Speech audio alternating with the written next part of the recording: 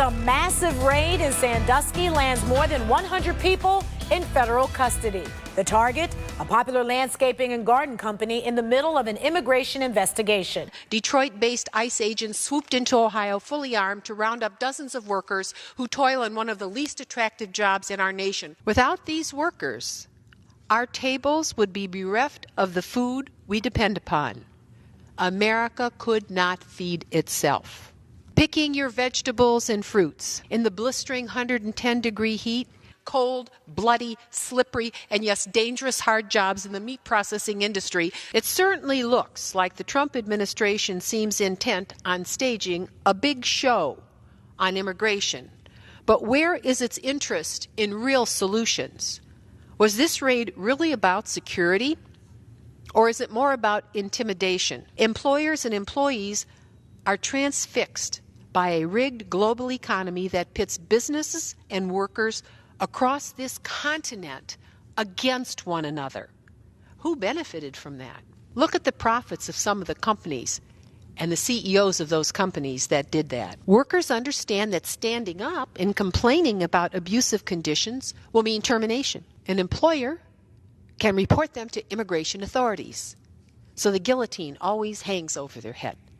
We find repugnant the deals that have been cut to sway votes in this body. Human nature is often too weak. But out of this moment has come an incredible awareness on the part of the American people that trade and jobs are inextricably linked and that people matter more than profits. The plea goes out from Toledo and this G plan here today. We want to work with you, Mr. President, not just for goods out the front door, but to restore those industries in our country that are being lost every day with those goods coming in the back door.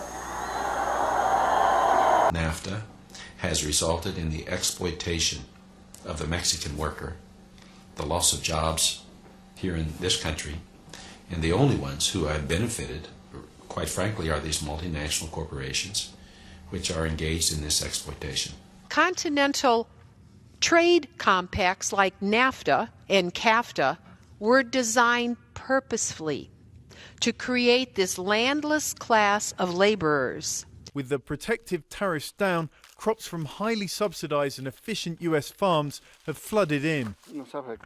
It really affected us. The corn they bring from the U.S. is really cheap, and so they lower our prices a lot. And reciprocally, in our country, millions of Americans lost their jobs in factories and farms across the nation as our jobs were shipped south.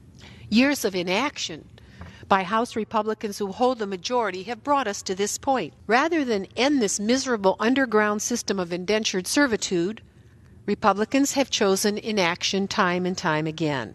Let us set up a dependable system to regularize the hiring of workers.